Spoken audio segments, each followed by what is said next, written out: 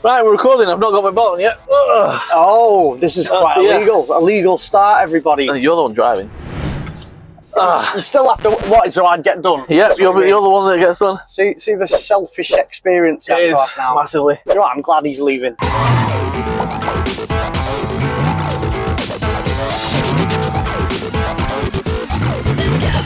Right, Jay. I see you're enjoying a bit of a blue ribbon. A blue ribbon. That's classic, isn't it? Oh yeah. What's that other one? A Tunnocks bar. Your caramel wafer thing. Oh. Yeah, I'm not a massive fan of them. No. What I will say is I did love the club, right? You love the club. But they've changed the wrapping now. Have they? So the wrapping's not the same, so it tastes different. I kid you, I swear to God, it tastes different. Loads of chocolate tastes different. I mean, even a dairy milk, I think, tastes a bit. Yeah, caramel have kind of like, they've done the whole thing's now different, isn't it? Do you know what I think they do now? You know, they make everything all curved and nice. Back in the day when it was just chunks of like a square block. Oh yeah. I mean, Toblerone have kept massive Toblerone. Yeah. Oh, what a shout. Pink wafers, do you like them? Yeah. You do? They're quite addictive. I could eat a full packet. So I'm always surprised every time Jay says he likes something, you know what I mean? Because normally it's like, do you like chips? And he's like, no, not really. Chips is the wrong thing to say, obviously. Have you finished your chocolate yet? Nearly. All right. Talk to me about your week first, or some My week. down on the chocolate bar. Well, I had no gigs this weekend. So basically, I spent the weekend just with Becca. Did you spend it with Becca, or did you spend it in your studio? I spent a bit of it in the studio. Yeah. Did Becca spend the time in the studio with you, putting the lyrics on the song that we talked about last week that you were going to do? Because you had the full weekend to do it. It was actually 2 weeks ago. 2 weeks ago, you had a full weekend to do it. Did you do the lyrics and put the things down? Well, I've done the lyrics. She's just not sang them yet. That's all. We actually did a bit of gardening. To be fair, Becca had already cut loads of the hedge. Oh, yeah! And there were, like, I think it was 3 or 4, like, big trunks sticking up. So I thought, weather was nice. Top man time. Sawed into them and hung off them. Like, you know the world's strongest man where he's like, he's trying to drag things all the way, you know, like, and his head's like swelling up the size of like 10 melons. I was absolutely ragging it back. And I did actually eventually snap them. And do you know what? I felt such a man, but I also had to go and sit down in the kitchen with some ice as well afterwards. Because you got the splinter. No, it wasn't that. It was like, you know, where you've exerted that much effort. It was hot, wasn't it, as well? Just make sure I don't die. Yeah. Just Becca, if I die, I love you. I love you, you know. What are we in now? We're July 1st, ladies and gentlemen. Yeah. We're recording this on the Wednesday instead of... And we've got to be quite quick home because apparently England are playing. So this is going to be a very kind of streamlined podcast. Yeah. We couldn't do it yesterday because I had to get somewhere quickly because it was Evie's birthday. Happy birthday, Evie. Happy birthday, Evie. We'll talk about that in a sec as well, won't we? Yeah. So everything's a bit rushed this week. Yeah. Apart from one thing that we do normally stress about is the song of the week, but we got that covered today. We have, and also, I'm not being funny because I knew what I was going to talk about. I've got the thumbnail. Yeah. And you're gonna love the thumbnail, everyone. It's a bit, well, it's a bit out there. You might love it. I love it. What do you think of DJ Deadbeats today, by the way? I love the hair. As I got in the van this morning, he was like, "It's like my hair." So I was like, "Yeah, it's cool, that, yeah." So I don't know where he got it dyed. I don't know who dyed it. I didn't even know we could grow it. No, well, obviously he can. You know what I mean? I won't wear it. Not on his head. No, that's disgusting what I've just said there. But he's pretty stylish, I've noticed. He is stylish. Much more stylish than me. You know. You're very you're in your kind of like Devil Wears Prada shirt tonight. Is it?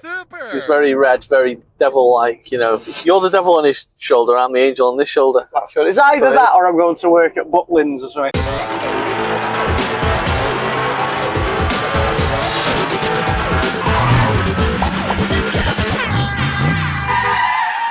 Jay, how was your weekend? Well, I know it was Evie's birthday. Well, it was Evie's birthday yesterday, but we had a full celebration of a birthday weekend for Evie. How old is she? She's 9. 9 now, so next year she'll be double digits. She's not got a boyfriend yet, has she? I swear to God, no, and we're not bringing that up and we're not talking about it. Let's move on. Thank you very much. I said to Jay this morning, because I knew it was Evie's birthday, on Tuesday. So I was like, what are you going to do, Jay, when you first walk into a bedroom and you look and she's got posters of men and boys, pop stars on the wall. No, it's not happening. Movie stars. She's going to love rainbows, unicorns and bows forever. That's it. You think? And if a boy does ever turn up on my house, I'm going to do the scene that every man will say, Bad Boys 2 scene. Have you seen the James Franco film called Not Him? No. Yeah, it's about Bryan Cranston's, I think, the dad. I can't remember who the daughter is. And this girl gets a new boyfriend and she turns up and he's a multi-millionaire rocker. Right, okay. But he comes out, without a top on, and the dad's like, not him. I already keep telling him, Ryan, he's 20 and obviously he's a grown-up, he's an adult. But I'm like, if you make me a granddad by the time I'm 50, I'm not going to be happy whatsoever. Do not want to be a granddad in my 40s, thank you very much. So Evie, there we go. You're not allowed a boyfriend. That's the way it is. Yeah, it's not happening. And I'm sort of like your weird Uncle Steve in a weird way now. A VANCAST uncle, that's what I am. So I'm telling you can't have a boyfriend either. You're a vuncle. I'm a uncle. It sounds like a disease on your foot. Oh, what's that? Oh, it's just a vuncle. It's like it's Vuncle Steve. Yeah, I'm swelling on my ankle and I've got a vuncle. Ooh. So all our family came from Newcastle, Manchester, all came to North Wales. I think it was about 13, 14 of us for the weekend. Was it? Yeah. So it was just like a 2-day party. So Saturday was the big one, obviously. Okay. Because England were playing Saturday night. Oh yeah. So does he even like football? Not really, no. Right. Obviously we were drinking throughout the day, but it wasn't like, let's get drunk because it's a 9-year-old's birthday party. We had like a barbecue and Laura, we'd bought a load of stuff to take over to Laura's mum and dad's, and we used their house as base, essentially. Okay, yeah. So it's a lot bigger than ours. Is it? And the garden's bigger than ours. And they've got a barbecue that's decent. So it's handy where you just basically turn up and go, let's go. Yeah. Kudos to everyone, because they all chipped in. It's nice when all the family comes together and you get to see everyone, because everyone's always so busy. And separate as well. Yeah, and it's just hard to kind of arrange things. It's really rare when everyone's together. My Ryan even came. Oh yeah. My 20-year-old son even came for the weekend. Right. So it was like, he spent 85% of it on his phone. Right. But he was there. But at least he was there in body. Yeah. That's what you mean. But just not in mind or focus or attention. To be fair to him, though, he was really ill on Saturday because he gets hay fever. Okay. And obviously we're in Wales, we live around all the fields, and the field next door to us had just been cut. Yeah. So his eyes were horrendous. Yeah, by the way, like Jay's just said, there are lots of mountains, lots of grass, lots of hay. Everywhere where we live, because we live up in the hills, not in the town centre. You basically live, like you've ever seen the Hills of Eyes? Or like, are you local? You sort of live up there, don't you? Yeah, I ran this morning. I kind of got up at like 6:05, looked out the window and oh no, because it was just fog. Does it not look cool with fog up there? It does. Like well, what my idea was to do was run to the top of the hill behind me. Right. Because I wanted to see if I got to the top of the hill, I'd be above the clouds. Because I've never done that. Where you see all these things where you're above the clouds. Yeah, yeah. So I took my drone, did all this kind of stuff. Got to the top of the thing. It was so windy, and I was still in the clouds and in the mist. Going uphill, man, it hurts. I think it was 155 meters of elevation just from my house on a 5k run. Is it? Yeah. So is it basically all up? Well, the first half was all up. 2.5 up. To get to the top of the thing, take a little picture, do a little video, and then back down and round. So yeah, that was my run this morning.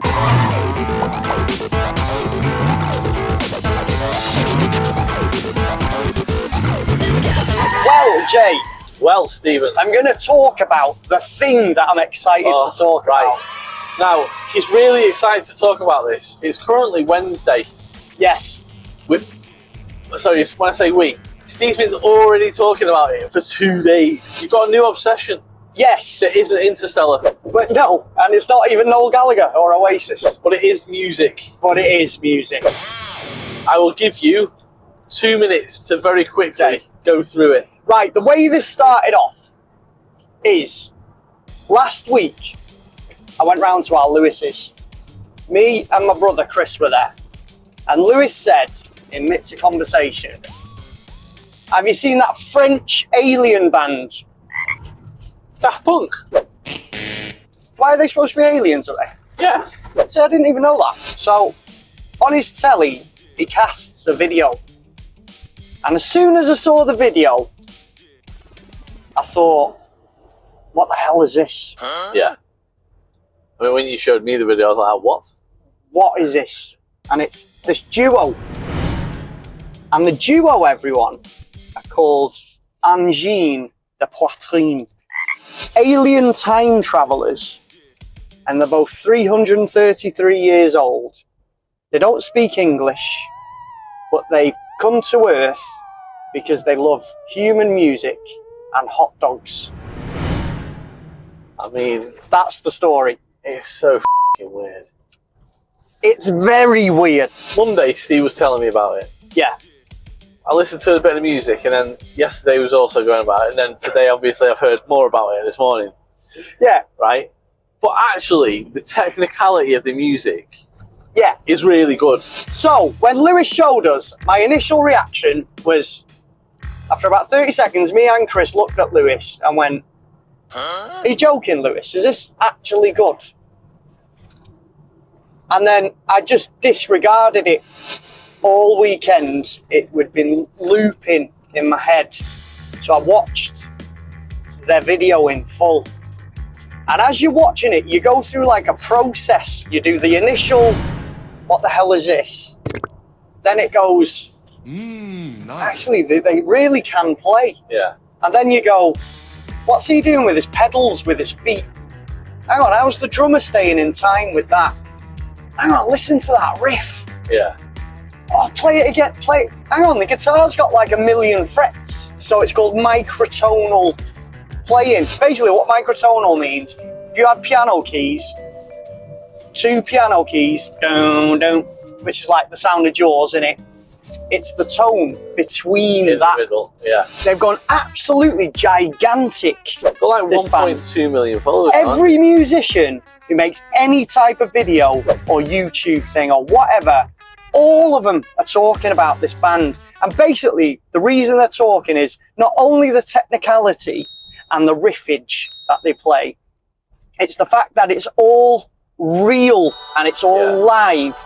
And as everybody knows, like I've said, AI is taking over the world. AI is taking over the world, and real musicians, real ones, not fake ones like Beyonce and all them, they don't like AI. You have a really, like, a proper obsession with them. I love them. I love them that much. Last night, I thought, I'm going on holiday in a few weeks. I need a t-shirt to take with me. So you bought some of them. So I now have coming from eBay a VANGINE de POITRINE t-shirt. If you have seen the name of today's episode, you will understand now why it is called what it is.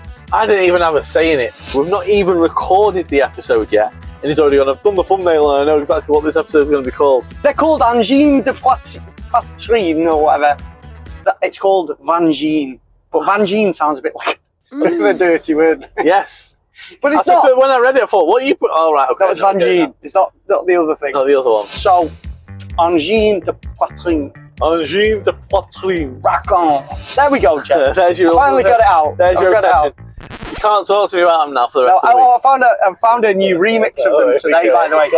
It's 3 days. How have you found another remix? No, it's a remix of them by the Bloody Beetroots. Have you heard of them?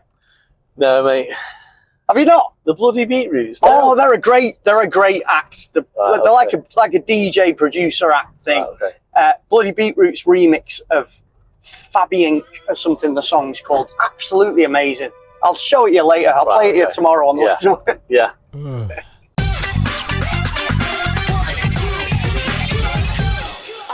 It's time for our top 3. Top 3. Yes. And Jay suggested this one. Yeah. He did. He phoned me today in work and he said, the top 3 is. So, I'll let you announce what I didn't even say hi or anything, did I? No, I just rang you. You went, hello. Do you know what? Top 3 is this. When I saw your name on the phone, I thought, I know what he's ringing for. It's finally come up with the top 3. So, today's top 3 is going to be the top 3 guests you would interview, dead or alive. Oh, right. Dead or alive. If you could interview anyone and they were sat here on the VANCAST, who would your top 3 be?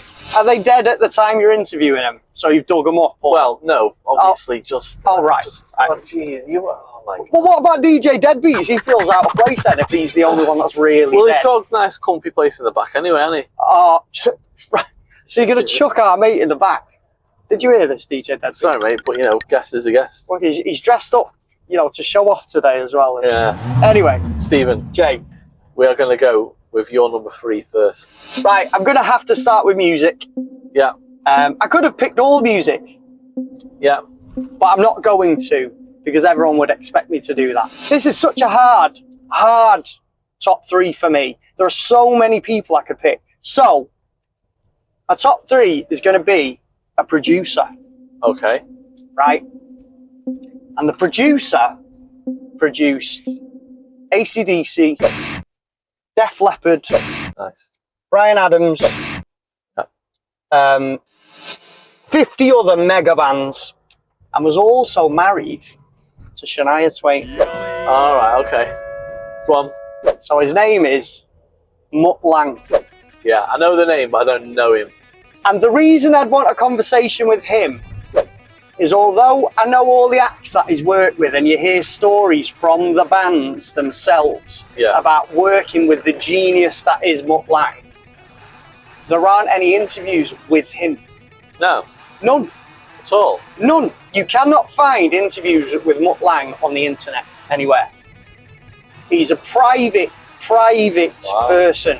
Just imagine then, obviously we've cut this as a clip and we tag him in it and he comes on the VANCAST. Imagine that. Yeah. Hey? Yeah. DJ Deadbeats, get in the back. A lot of my geeky obsessions with snare drums and with guitar layering and 57 vocal tracks and things like, which is what I do. I think subconsciously I've had all of that from him.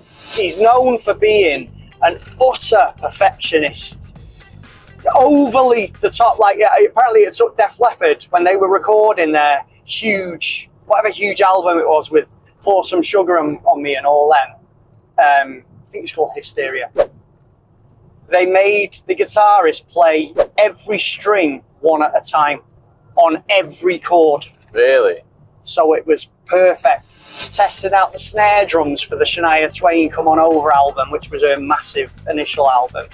Apparently he auditioned 148 snare drums. Jesus. To make sure he got the right one. Right, that's a bit too much, I think. Well, the bands say that, although he's a genius. Yeah. It's really hard work because you're having to do 500 takes. Yeah. Bryan Adams said, when I went to work for the first time with Mutt Lange, he said I was already famous for decades before that. And he said, it was like going to rock and roll university working with him. Wow. He said the things that you learn, which is what I was saying about Hans Zimmer the other day. Yeah. Look at petrol, by the way. Way, petrol's down, everyone. Way, only by about friggin' half a p or whatever. So number 3. Number 3 is Mutt Lange. Okay. And he lives in a castle in Switzerland, by the way. Right, Jay, what is your top guest you could ever have on the VANCAST, number 3? So my number 3 is going to be an actor. Now, it was going to be one of 2 actors. So the one that I don't choose is going to be an honourable mention. Okay. Right. So. My number 3 is Keanu Reeves. Really? Oh, what a dude. You have mentioned him that you like him a lot of times. Dude. Yeah. Now, the other one was either going to be him or Leo. Okay. So Leo, sorry mate, but you're my honourable mention. And when you say Leo, you mean? Leonardo DiCaprio. Oh. Yeah. I was thinking it's your nickname for Lion-O out of Thundercats. No. Oh, right. The Matrix film's just unbelievable. Well, cultural. Well, the thing is, I watched the Matrix films at that perfect age. I think I was like 16 when the first one came out. Was it? So I didn't quite get it until I watched it about 14 different times. Yeah. And then to be honest, I need to watch them again to really thoroughly get the story. Brilliant. I think at one point, word for word, I could do Matrix 2. Okay. Like all the way through the film. Good, yeah. We got to a point with Matrix 1 where my mates wouldn't watch it with me because I was constantly just saying the lines. You're just muttering away in the background. Not only that, but Bill and Ted. Oh, Bill and Ted. The first two were so good. Yeah. John Wick. Yeah. You know. Although I've not seen that. Haven't you? You've not seen any of the John Wick films? No. Oh, they're amazing. And there's been so many reports where he's just like a normal dude. I've heard like that. A normal person, just like, no matter what, he'll have a chat with you. He just gets on the subway in New York and just doesn't travel like the lavish style, kind of like, and has time for you. And that's what I like in celebrities. If they've got time for you, your estimation goes way up. Well, he's just been on at Download, hasn't he, with his band, Dog Star. Yeah. And apparently they were amazing. Yeah. Although people go to look at Keanu Reeves. Yeah. Although the band are brilliant. The problem is being in a band with frigging Arnold Schwarzenegger, wouldn't it? It'd be like, right. Imagine him being your best mate. That'd be class, that, wouldn't it? What are you saying? You'd replace me in the VANCAST with Keanu Reeves? I said best mate. No, but I'm just...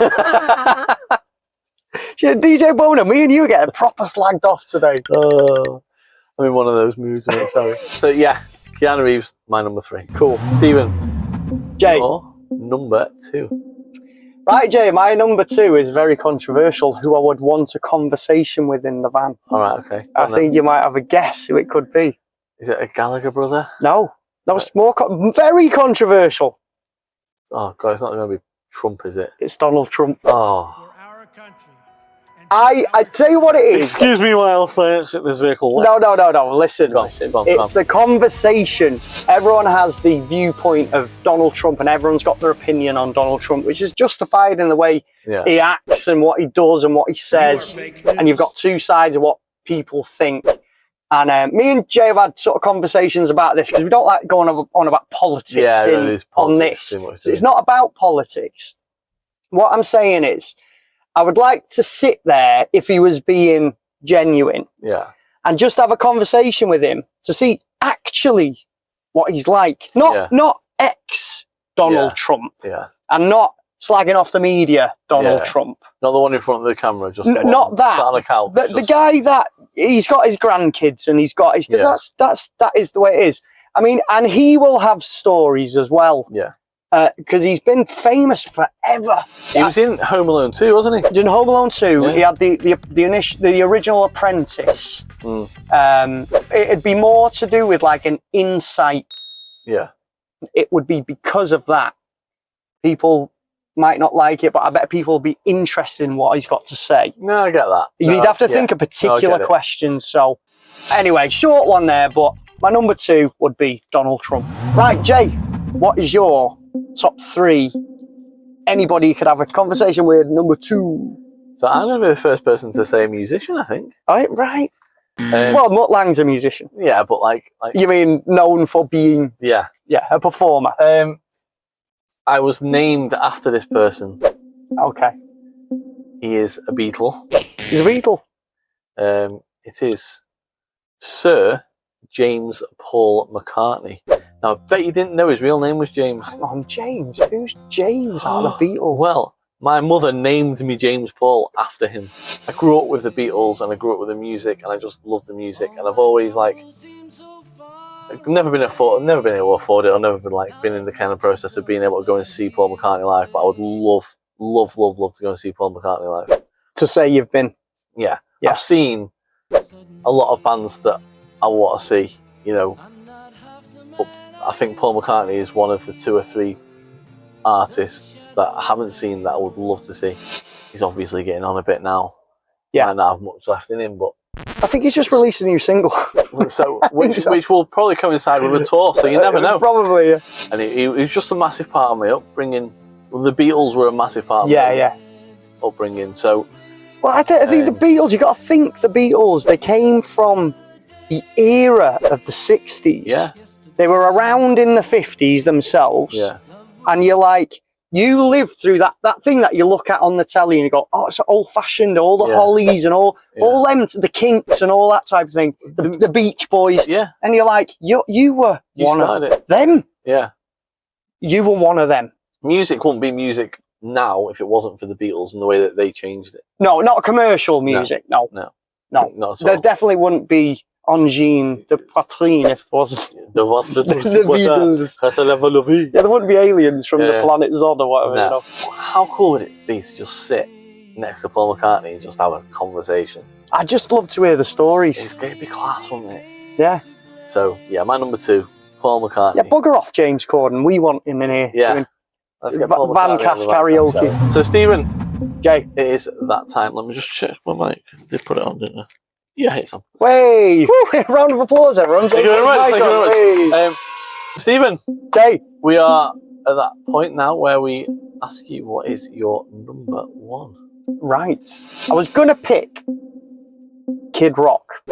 Right. Right. And the reason is because Kid Rock has been one of the biggest influences. I would have picked Noel Gallagher, but I basically know everything about him anyway, because he just says it out is on every interview I've ever seen. She's slightly stalkerish. But, and it sounds a bit like that. Yeah. But I think somebody who I'd like to really get my head round what they thought, and this person is dead.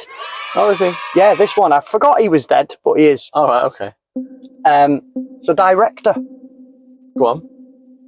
And the director is Stanley Kubrick. Oh, right, okay. Right. Yes. Yeah. And the reason is, I get that. Stanley Kubrick made very, again, controversial films. Yeah, and deep thinking. Well, the thing is, if you brought his films out now, you won't really bat an eyelid to it that much. No. I think he brought those films out back in the time where it was like, whoa, you can't do you're not allowed to do that. Yeah. You're not allowed to do that. The Shining, as the years have gone on, it's become influential in every horror film. Did he do Eyes Wide Shut? Yes, which is the other one I wanted to say. The thing about Eyes Wide Shut is it's what it's really about. Yeah. And there are loads of theories and conspiracy theories. And I do like a bit of a conspiracy theory now and then. Yeah. Is it about just Tom Cruise's character go in and turn it up? Or is it about the elite of the elite? Yes. And does this really happen, this type of thing? I reckon it does, though, you know. I reckon it does. It's a bit like Thingy, isn't it? If you got the money. I think it's I'll scratch my back. Yeah. If you scratch. It's a little bit. I'll scratch my back. I'll scratch my own back. I'll scratch your back. Eyes Wide Shut. The funniest thing about it, it's not funny, but before he finished editing it, he died. Yeah. Which is also its own conspiracy. So it's all over. So the version that we've seen of Eyes Wide Shut, is that the version that Stanley Kubrick wanted you to see? Do you know what I mean? One of the conspiracies, quickly, was did he direct the moon landings videos? Oh, right, okay. That's another mega one. Right. Because you've had people that have said they walked in and the security kicked off Stanley Kubrick directing the moon landings. That's whether you think they're a conspiracy or not. Yeah. But the fact that he's all wound up in it. I don't know. Interesting. And to top it off, me and Becca were debating one day going as a fancy dress as Eyes Wide Shut, but that would require Becca. Not wearing a lot. Yeah. Not wearing a lot. Right, Jay. Stephen. What is your number 1? My number 1 shock horror is going to be football related. Oh. And if I could have anyone here, sat here, it would be another Sir Alex Ferguson. Oh, very good. Brilliant. The gaffer, the big man. Brilliant. Yeah. The top dog. If I ever wanted to know anything about coaching, anything about football, any kind of that kind of stuff, he would know. The fountain of knowledge, and the fact that for 26 years he was a manager of my team. Say my team, obviously, I'm just a Man United fan. I grew up in the perfect era of football to be a Man United fan. And he was the legacy that... Was his era the peak of United? Yeah, because ever since he left, we've been Right.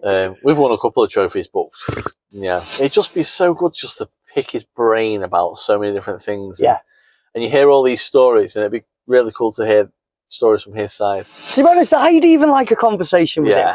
Going through that level of success. Put in music terms, you get an album, it's a #1 album, and then your next album isn't that great, and then your next album after that isn't that great, and then you might have a peak to another album. Yeah. But he was able to build a team, win everything with it, and then rebuild that team and carry on winning. Yeah. And rebuild and rebuild and rebuild, and he was consistently #1. Yeah. So kids, it's a bit like writing What's the Story, Morning Glory 10 times. Yeah. Innit? Yeah, fair. You always have to put it to an Oasis version, don't well, you know. Yeah, well, I was thinking when you said... Oasis are City fans, by the way, so f*** them. Well, Alex Ferguson is the football's Noel Gallagher, isn't he? No, we're not putting them two in the same breath at all. You saying you don't like Oasis? I love Oasis, but the City fans, when it comes to Oasis and football, we don't talk about. These are deadbeats. What's going on here today? No. I should have changed the title of this to Get Out the F***ing Van, Jay. So yeah, that's my #1. Sir Alex Ferguson. Good shout, legend. good shout.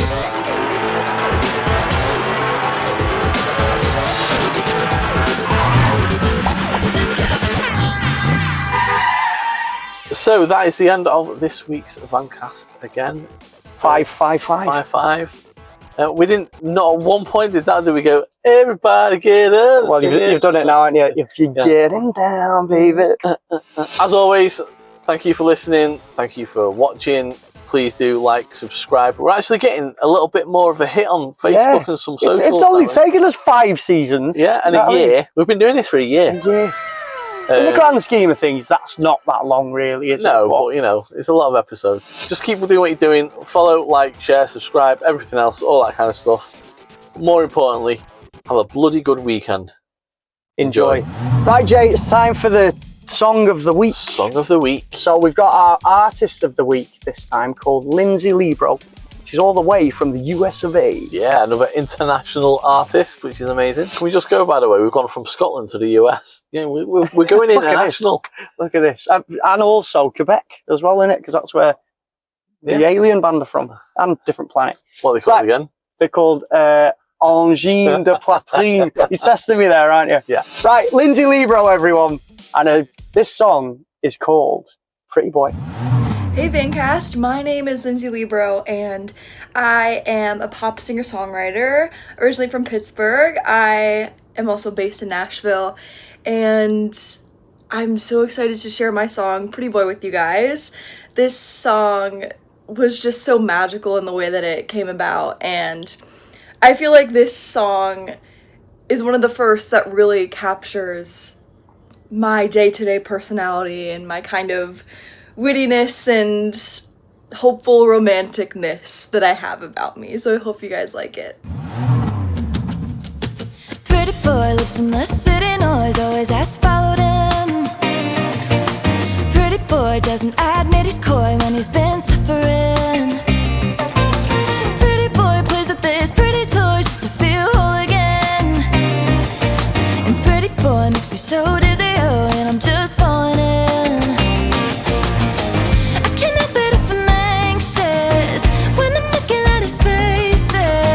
So symmetrically placed, and I'm wondering how long I can stare at him till notice. Turning nothing into good signs. His name's on every truck that passes by, and I know this won't be the last time I fall too deep into something I can diddle. Ruin my life just to love him for a little. Give him my all just to never even be a choice.